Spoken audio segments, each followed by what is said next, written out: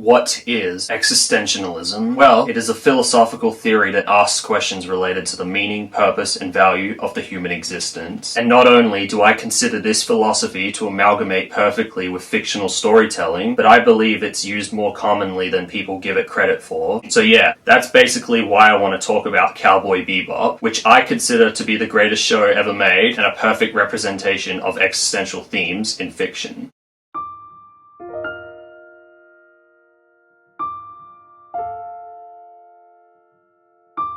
Cowboy Bebop is a jack of all trades in terms of crafting a perfect show. You have amazing characters, fantastic world building, a soundtrack that was just so. The animation is absolutely stunning. It only goes for 26 episodes, which keeps it well paced. It's got a unique style that amalgamates genres such as space operas, westerns, and noir. It's got hilarious comedy. You sing off key.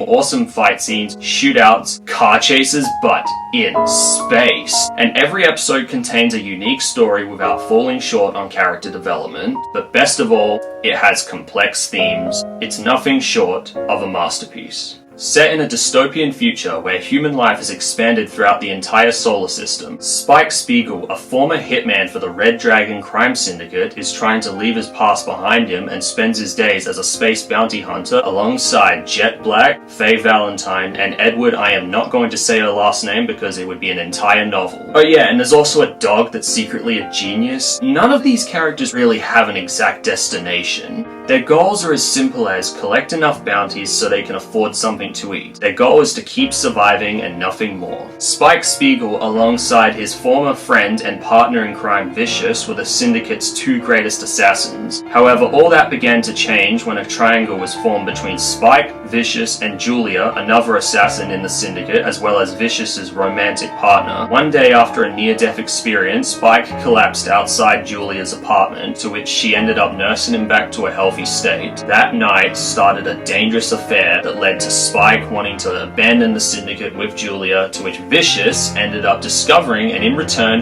attempted to have the two killed, which led to Spike having to fake his own death and separate from Julia. You see, Spike is someone who, despite wanting to leave his past behind, just can't let go of it, and is always seeing the past through his left cybernetic eye. Jet Black, the former detective known as the Black Dog, who was in a relationship with a woman named Alyssa, came home to find nothing but a farewell note and a pocket watch. Jet then began a dangerous investigation of a mafia crime syndicate that had brought corruption to the police force. Jet's colleague Fad, who was secretly working with this organization, ended up shooting Jet's left arm, practically destroying it. So Jet, after losing Alyssa and disgusted with the corruption in the police force, decided to leave his old life behind with a new mechanical arm and is now occupied as a bounty hunter. Faye Valentine was 20 years old when she and her parents were in an accident on a private spacecraft, leaving Faye with injuries so critical they couldn't be healed with conventional medicine. 54 years later, after being cryogenically frozen, Faye was cured, leaving her with a massive debt. Faye, however, suffered amnesia, and after meeting a so-called lawyer named Whitney Haggis, who said he'd help her get out of this situation, it turns out that Whitney isn't even a lawyer after all and was using Faye as someone he could give all his own debts to before faking his death. One debt plus a second debt turns into Faye spending the next few years on the run with a bounty on her head, making money through gambling and developing some serious trust issues. And as for Edward, her father accidentally left her at a daycare when she was young and spent a couple years in an orphanage until running away from that orphanage. Oh, and she's also a hacker. Look, the point is that all these characters have pasts that they can't let go of. Spike continues being hunted by the Red Dragon Syndicate, plus his inability to forget about Julia. Faye is desperate to find out who she really is and where she comes from. Even Jet, who almost seems like he's trying to stick it to the corrupt cops by becoming a bounty hunter, basically saying, yeah,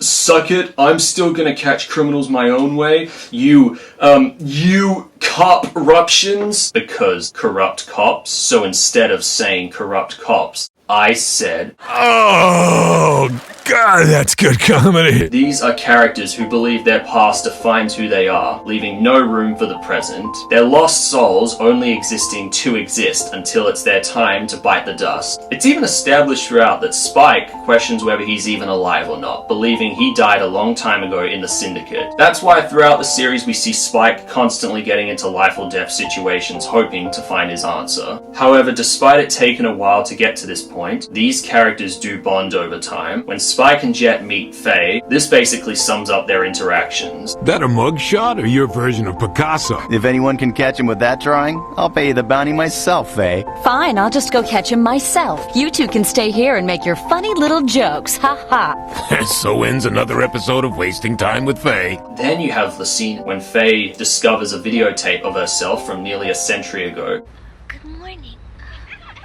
No, wait! Well, knowing me, I'm sure you're causing all kinds of trouble for lots of different people. I'm sorry, I don't mean to. But it's alright. That's part of life too, isn't it? You're not perfect. Do your best! Do your best! Me, I can't remember. don't you lose! Don't you lose! Me! Go me! Yay! Spike, after trying to escape with Julia only for her to get smoked by the Red Dragon Syndicate, decides to finally face his past. In the last episode, his conversation with Jet involved the whole tiger striped cat story, which was obviously a metaphor for Spike's fate, whilst eating bell peppers and beef, the thing both Spike and Jet were eating in the very first episode. As for Spike's conversation with Faye, Faye shuts Spike down after he reveals the fake eye secret, believing that there's no point in knowing anything about him now considering he won't be coming back. Then the scene ends with what I consider to be the greatest line I've ever heard in fiction. Where are you going? What are you going to do? Just throw your life away like it was nothing? I'm not going there to die. I'm going to find out if I'm really alive.